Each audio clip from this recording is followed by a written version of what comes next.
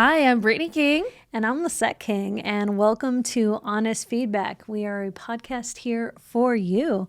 We're here to answer any of your questions, anything that's burning inside, any desires, any curiosities. We're your homies that you can just call and ask some questions. My wonderful wife, Goddess Brittney King, is a pleasure priestess, and she supports women through embodied movement and sacred ritual so they can deeply connect with themselves. Yes, and my amazing wife, Lisset, at Lisset Rocks, is a trainer and master practitioner of neuro-linguistic programming and mental emotional release. It's very fancy and it's very effective at helping you release baggage instantly and start living and loving your life of purpose. And we are here because people ask advice from both of us. You're like, yes. And what does your wife have to say about that? It's fantastic. People will call us up and be like, it's okay if you share this with Lisset. Yes. You could share this with Brittney. Yes. And let me know what she thinks. Yes. Text me back. So we decided let's do it in the podcast format. Yeah. And today we are talking about, you know, when you're like in a new relationship and it's just like, let's just melt into one being. Yeah, let's spend every second together. Every second. Every moment. Mm-hmm. You went to the bathroom. Yeah, we should go there together. It's a real moment. That new relationship energy is so rich and delicious and addicting, and you can really get lost in someone It's exciting. else. You really can. So we're going to support someone about that. Should we dive in? Yeah, let's. But before we do, go ahead and smash that like button, that follow button, that share and subscribe button. Send this to your friends because you know somebody who's just getting in a relationship and they're getting lost in it. If you're listening to this and this is you, your friends need you to hear this immediately. If not sooner. Yeah. I remember this being such a big thing when I was in my 20s, where it was just like, well, I guess we won't be seeing her for 6 to 9 months. Yeah. And you just like, friends would just be gone. Yeah. They'd just be gone. It's like, well, they met someone new and they're gone. Yeah. And then the rest of the friends would be like, well, sometimes I was like, oh, what are you going to do? And other times would be like, I thought we were friends. Why don't they call us back anymore? Yeah, you're taking it super personal. Super personal. Yeah. But yeah. Yeah. Now I'm in my 30s. I'm just like, well, whatever. Bye. You don't have time for me. I don't got time for you. I mean, yeah, not in a passive aggressive way. Yeah. But in a way of like, are we each mutually respecting and honoring each other's time? Because like a bitch is busy. Well, how do we help the one who's falling? The one who's falling. Let's listen to her question. Let's do it. Okay. Hey, ladies. This is Jenny. To ask you a serious question about a brand new relationship. I'm really excited that I'm in it. It's got that new juicy relationship energy, and I guess I didn't realize how long I actually was alone, even though I'd been in relationships. I was very autonomous and doing my own life. And coming back, being like having been married, 10 years earlier, I'm back with somebody who's like not afraid of partnership and wants to jump in and build a life, and it's beautiful. But I just don't know how to find like my own autonomy and my own individuality right now in this like beautiful honeymoon kind of stage. But also understanding there's plenty of time for the relationship to unfold and mature. And it's just, it's kind of been nonstop, which is amazing, but almost like too much of a good thing. So I don't want to hurt, anyone's feelings. And I just like, because it's all a good thing, it's just how do I create that space, without hurting the other person's feelings, but not losing my sense of self and the thing that I love most about me as I'm in the relationship. So anyway, that's my question. I would really love to hear what you ladies think and how you might be able to help me along my path. All right, thanks. Bye. Yeah. Do you want me to start? No, I could say. Well, first of all, Jenny, congratulations. You found someone who's like ready to dive deep in partnership, and that's so exciting. Yes. Bask in that new relationship energy. Like one thing I want to just offers like, don't make it wrong that you really are desiring to be around this person a lot. So like that's wonderful. And I hear you like wanting to find the balance within that. And that new relationship energy, it does have a clock. So there's a time that it does run out. So it's okay to bask in it, love it, and want it. And it is very important, like how you start a relationship does set the tone for the rest of the relationship. And if you're not someone who wants to be around another person for 24/7 and you start building those habits with your partner, when the time comes when you do start to find who you are again, or worse, like resent them because you haven't been giving to yourself, it's important to start like setting those boundaries with love now. Or expectations. Yeah, setting the expectations for sure. Of like your time, how much access someone has to you, how often they expect to see you ish. Those kinds of things. Yeah. So first of all, I know you don't want to hurt their feelings, and this might come as a surprise to you, but someone else's feelings are not actually your responsibility. What? I know. It's crazy. When you put up a boundary with love, you're telling someone where they can love you and you can love them, and where you can meet them in that space. And so saying that you need a boundary, that you want some alone time, now is the time to start speaking those into existence, being honest about where your boundary exists so that you can gauge. Because if someone is not able to self-regulate their emotions, that doesn't support you in the long run. You're going to want to know that now. Definitely. This reminds me of when we were dating early on, very Twitter-pated, want to do everything together. And we danced. We met at the pole dance studio, so we danced together a lot. And so we had taken a class together, and it was like so excellent and juicy. But like we didn't have like plans that day. And so it was like, oh, this is great. So class finishes. And I was like, okay, so like, do you want to come over? And Lisette was like, she like checked in with herself, and she was like, I really want to go home and read and be in my own energy. And I would remember, I was still in like the pretty anxious attachment place. I was like, oh, okay.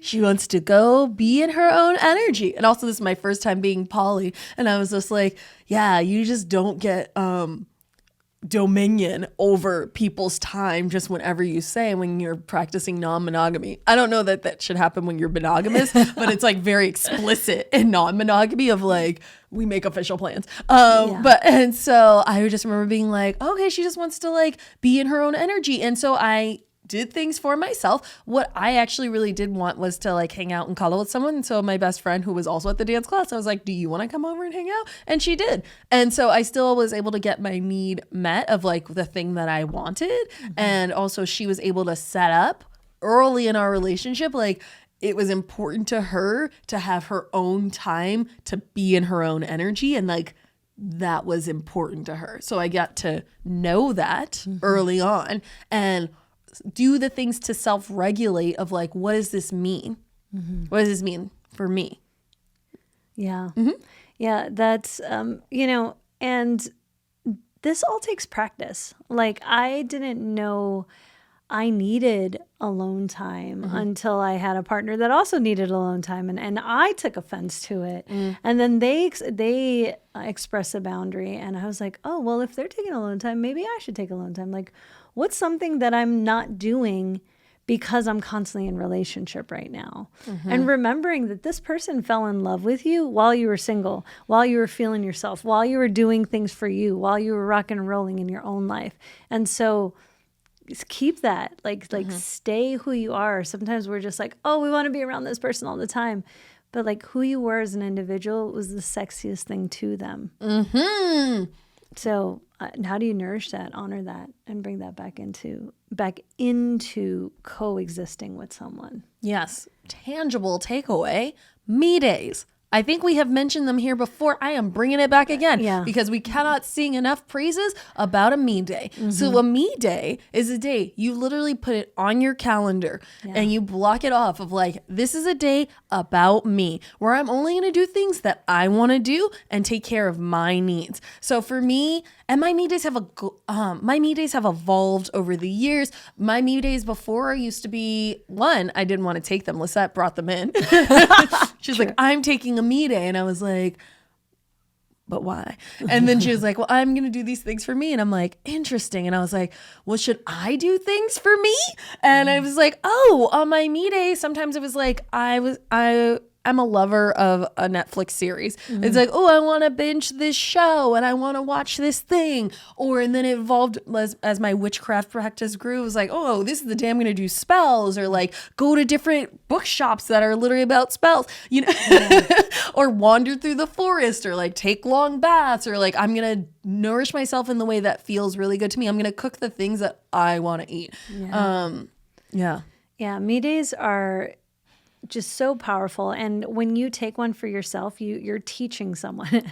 Each one teach one. Like when you do it for yourself, you're showing your partner like, hey, it's important to take care of yourself. And they can choose to take one or not. But at first, when my ex-partner introduced me to this, that was the thing, is like, oh, what do I want to do? You know what they thought was super sexy? Me playing guitar. I should keep playing guitar, probably on my me day. You just start to do the things that make you, so that you're not completely losing yourself in this individual. Yeah. Seeing friends, if you want to, like, so my me days are very alone based. And then on the day, if I get called to like, oh, I want to reach out to that person, then I will do that on that day. But it's about not having plans. And to pivot on that is making designated date days early on. Ooh. Because if you don't make a designated date day, then all the days are like, the person or the people you're dating start to expect all your days. Yeah. And so if you go, hey, on Saturday we're gonna have a date day, and it's gonna be you and me, and we're gonna do this, and it's going to be fantastic, and then it's not necessarily expected that every other day is going to be with them. And if you're feeling it, if you're like, yeah, actually I do want to hang out with you Thursday, Wednesday, Friday, and date day is on Saturday, and then maybe me day is on Sunday, because that richness, that space actually does create desire. I read this book once. I want to give it in the show notes, although it wasn't very good. You shouldn't have to read it. It was not good. It was not there good. was one point in the book that I really loved. And it is that we are each an island. And when we first visit that other island, like we're like, oh, this is amazing. I want to live on this island. But the bridge between the islands is the desire. So you want to stay as an individual. You want to keep the things that make you, and let that bridge be the desire, the space between you. So you don't want to completely morph into the same person. If you're the same person, there's no need for the other person anymore. In the beginning of our relationship, I mean, still a lot. We hang out a lot together. We hang out a lot together. We do. She's one of my favorite people. I laugh so much, and it's so much fun. And I've really started to value like when I get to spend time with myself, whether that's me on my me days, or she is someone who loves like a 2 to 3 week seminar. I do. And I'm like, oh, wow, I get to be in the whole house by myself and have all this different kind of spaciousness. At one point, we didn't actually do it, but we did talk about having separate bedrooms because sometimes we like to sleep in our own energy. And while we have multiple beds in the house, we haven't done it officially yet, but we've talked about it a lot. Plus, we really like our joint bedroom. I know. We do. It's fantastic. Yes. Yeah. But there are lots of different ways to play and find what feels good to you. And it's amazing what can be created when we give something a little space to breathe. You know what I mean? Like it's like when you're making bread and you like leave it so it can rise. Things start to rise when you give them space, like desire, the way you want to touch, like missing someone, longing, having something different to play with than like we're just in this nest together all the time, which is fantastic. It's just like, let's switch it up for contrast. Just switch it up for contrast. Yeah. Let's feel the space. Let's feel the longing. Let's feel the love grow. Because if there's also something like hot and heavy in the beginning, like for longevity, you need to know that you guys can have space. You need to know that you can exist separately together. You know, that's going to just make, you know, the fact that I can go away for 3 weeks. We miss each other like crazy.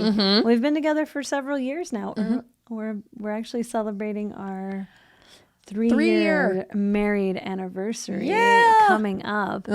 And being married for 3 years, granted, there's people who've been married for way longer, but like it still feels so yummy and delicious when I go away for 3 weeks. Like those days right before I'm going to see her, I'm just like, it really feels like that new relationship energy is like built up so deliciously again. So I really want to encourage you to, first off, know that your partner is an individual and they are an adult and they can handle your truth.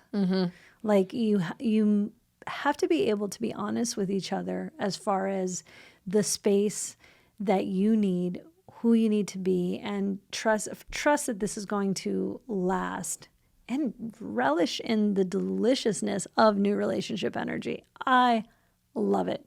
I love falling in love. It's why I'm still poly. It's because I just love that, you get to be who you are, and this person is discovering you all over again, and you get to like really see what a badass you are, the badassery of who you are as someone is falling for you and you're falling for them. It's delightful. So definitely don't miss out on this or think you need to force space either. What I want to loop back on is identifying your sense of self and what are your individual needs and hobbies. So a lot of times when we first start hanging out with someone, it's like, oh my God, you're so amazing. Come with me to everything that I love to do. You should be there. You should be here. You should be there. You should be doing all the things that I love to do. It's so amazing and wonderful. Yeah. Always want to share the joy of the good things. And how can you honor certain things that are maybe just for you? If it's like, hey, I love going rock climbing. It's so fucking fun. Maybe it's like sometimes you invite that person to come with you rock climbing, and other times you're like, I just rock climb with me and I have my rock climbing friends and that's the thing we do. Or like, I'm in a Dungeons and Dragons thing and like, I'm just going to keep that as my thing. And like, if you want to do it, you can do it in your own way. Just figuring out like, what are the places where it's really important for you to continue being an individual and being interacted with in that kind of way, and giving yourself space and permission to continue to do so. It's totally fine if your partner doesn't want to do all the things that you want to do. And half the time, I don't know about half the time, but some of the times they don't want to do the thing. They just want to spend time with you. So they're like, sure, I'll go to whatever. Yeah. I'll go, because they're enjoying spending time with you. But like, you can keep some of these hobbies, some of these things that really light you up for just you as just you things. Yeah. I love that so we met at a pole dancing studio and I loved that studio. And Brittney still dances till this day. And she tells me about her studio. I'm like, ooh, that sounds hard. So it hasn't been like, we have a pole at home and I love playing on it. However, her studio is very much her thing. And when she comes back, she's just so nourished and full. And she's like, hey, can I show you what I learned? And then I get a little lap dance at home. It's really exciting that she still has that, and it's very much her thing. Yeah, that's a beautiful example. Yes, we did meet there, but it's definitely, I have it. The practice of me dancing is mine. Yeah. And your practice of you dancing is yours. Absolutely. Yeah. And I meditate like a motherfucker. Like That's true. I spend so much time meditating. Like half the time I have to send her a message like, don't ask me anything. Don't do anything. If you ever try to reach me and I'm on do not disturb, it's on the mindfulness. Do not disturb. It means no one gets through. No double calls, no nothing. Yeah, no one. No emergencies. Don't even try to double call me. Yeah. It's not going to get through. Yeah, it's but that's very much my sacred space where I'm, and I'm not like, hey babe, you want to meditate with me? It's for me. And because I can tap into my connection to source, I feel like I'm such a better partner because I have that being mine. Yeah. Sacred space just makes me think about how to create this for yourself and treat it as sacred. It can be so easy once you get excited about the new relationship energy and be like, I'm going to have these boundaries and blah, blah, blah. And at first they're like, oh, I don't know about that. You're like, never mind, don't need it. Totally fine. But to treat this as a sacred practice with you and yourself, treat this as sacred so that you honor it, so that it's has reverence brought to it. And when you're bringing that honoring and reverence to yourself and to your own space, it also commands for others to do so as well. It's like, oh wow, it's her me day. So like, I will talk to her later. Or like, hey, maybe even sending messages different of like, hey, I know you're enjoying your me day. No need to respond, but I just wanted to share with you. But when you honor yourself with that kind of reverence and sacredness, then it also allows others to bring that attention to you honoring yourself as well. Yeah. Yeah. I'm going to go ahead and plug a book. Yeah. Yeah. So a great together separate activity is this book called How to Be an Adult in Relationships. Oh, yeah. Get yourself ready. I have felt attacked on every single page of that book. Oh, yeah. And it's a deep read. And if you're willing to dive into that with your partner, it will actually allow you to start to dive into these things of why are they getting hurt when I need my own space? Like, what is that about? What childhood wound is that? Or why can't I not advocate for myself? Where did that come from? Maybe mom didn't advocate for herself and you learned how to just appease everyone in your life. But until you're willing to look at those things, that is something that I advise to all my clients is get into that book, share it with your partner, and share what you're learning from it. It's made us better. It's a reread. I gave it to one of my clients and she was like, I just need to just dip the whole thing in highlighter because that's pretty much what's happening. Yeah. So I want to offer that book because it'll actually help you navigate these harder conversations. Yeah, that's a beautiful, beautiful resource. And by all means, do take care of yourself while you're reading that book because it can feel not like you're being attacked, but like called out real hard. Yeah. Called out real hard. Yeah. So, yeah. For the longevity of the relationship, I highly recommend that one. And we'll include it in the show notes. Absolutely. Jenny, so thank you so much for this question. We're so excited for you. Yes. First of all, congrats on finding someone who's ready to go all in. And if that is true, and I believe that is true, then they're willing to go all in with you in every facet. And that means expressing your boundaries and discovering what their boundaries are. Have a wonderful, start having those conversations, set the groundwork for the longevity, set the groundwork for the long term. Yeah, beautiful.